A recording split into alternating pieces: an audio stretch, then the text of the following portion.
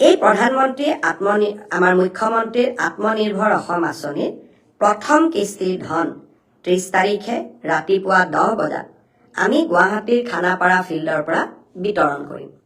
ইতিমধ্যে আমাৰ জিলা উপায়ুক্তসকলে নিৰ্বাচিত ছাত্ৰ ছাত্ৰীসকলক আমন্ত্ৰণ জনাইছে।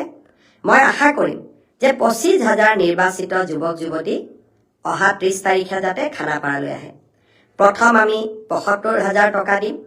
3 দিনীয়া প্ৰশিক্ষণটো সমাপ্ত হোৱাৰ লগে লগে আমি আৰু 25,000 টকা নৱেম্বৰ মাহৰ ভিতৰতে এই যুৱক যুৱতীসকললৈ আগবঢ়াম।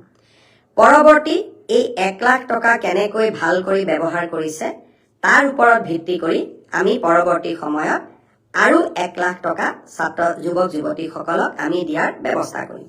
ফাইনেলি আপোনালোকে কালি অসম আত্মনিৰ্ভৰ আঁচনিৰ পইচা একাউণ্টত ডাইৰেক্ট পাব। আৰু কেনেকৈ পাব পইচা আৰু কিমান টকা পাব সকলো কথা এই ভিডিঅ'টোত মই আজি আপোনালোকক জনাই যাম।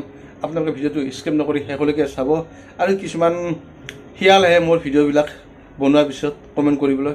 সেই শিয়ালবিলাকে মানে কমেণ্ট নকৰে, আচলতে শিয়ালবিলাকে আহি কিনে হুৱা দিয়ে। ঠিক আছে, আপোনালোকে হুৱা দি ভাল পাইছে, হুৱা দিয়ক, মোৰ ক'বলগীয়া একো নাই। আপোনালোকক এই ভিডিঅ'টোত মই ক'ম যে আপোনালোকে কিমান টকাকৈ আপোনালোকক কাইলৈ দিয়া হ'ব। আৰু আপোনালোকে যদি ভিডিঅ'টো চাই কৰি ভাল পায় আপোনালোকে নিশ্চয় এটা শ্বেয়াৰ কৰি দিব। এই পইচাটো মামাই যেনেকৈ প্ৰতিশ্ৰুতি দিছিলে তেনেকৈ দিয়া হ'বনে নহয় সকলো কথা এই ভিডিঅ'টোত মই আজি আপোনালোকক কৈ যাম। আত্মনিৰ্ভৰ আঁচনি এপ্লাই কৰা যুৱক যুৱতীসকলৰ কাৰণে বহুতে ডাঙৰ খবৰ এটা আৰু বহুতে ভাল খবৰ। যিসকল যুৱক যুৱতীয়ে ট্ৰেইনিং কৰিছিলে বা যিসকল যুৱক যুৱতীৰ ট্ৰেইনিঙৰ কাৰণে মেছেজ আহিছিলে সেইসকলৰ এতিয়া অন্তিম পৰ্যায়। আপোনালোকে ইতিমধ্যে মেছেজ আহিছে বা আপোনালোকৰ ইতিমধ্যে ফোন আহিছে। আপোনালোকক অহাকালি ৰাতিপুৱা 5 বজাত চৰকাৰী গাড়ী ব্যৱস্থা কৰি দিছে। আপোনালোকে গৈ কিনে খানাপাৰাত উপস্থিত হ'ব লাগে। তাত কিছুমানে সন্দেহ হৈছে যে তাত আপোনালোকে যোৱাৰ পিছত পইচা দিব নে পইচাটো 3 নৱেম্বৰত দিব। কাৰণ মামাইটো কৈছিলে যে পইচাটো আমি 3 নৱেম্বৰত দিম। কি হ'ব কি নহ'ব সকলো কথা এই ভিডিঅ'টোত মই আজি আপোনালোকক জনাই যাম। আপোনালোকে ভিডিঅ'টো স্কিপ নকৰি শেষলৈকে চাব। আৰু যদি মোৰ চেনেলত কোনো নতুনকৈ আছে প্লিজ চেনেলটো ছাবস্ক্ৰাইব কৰি ৰাখিব আগতীয়াকৈ এনেকুৱা ধৰণৰ ভিডিঅ'বিলাক পাবলৈ।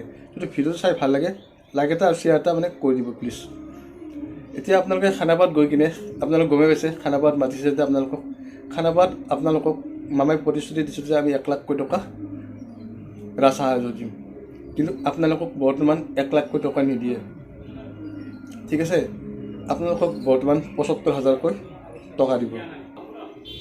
আৰু এই পইচাটো আপোনালোকক কালিও হয়তো দিব পাৰে। বহুতে সুধি আছে যে পইচাটো কাইলৈ দিব নেকি আপোনালোকৰ, যে পইচাটো কালি 75,000কৈ টকা আপোনালোকৰ একাউণ্টত দিব। বাকী 25,000 হয়তো আপোনালোকক 3 নৱেম্বৰৰ পিছত দিব পাৰে। গতিকে ভিডিঅ'টোত আপোনালোকক বেছি দীঘলীয়া নকৰোঁ। ভিডিঅ'টো এইখিনিয়ে আছিলে। ভিডিঅ'টো শেষলৈ চোৱাৰ কাৰণে ধন্যবাদ।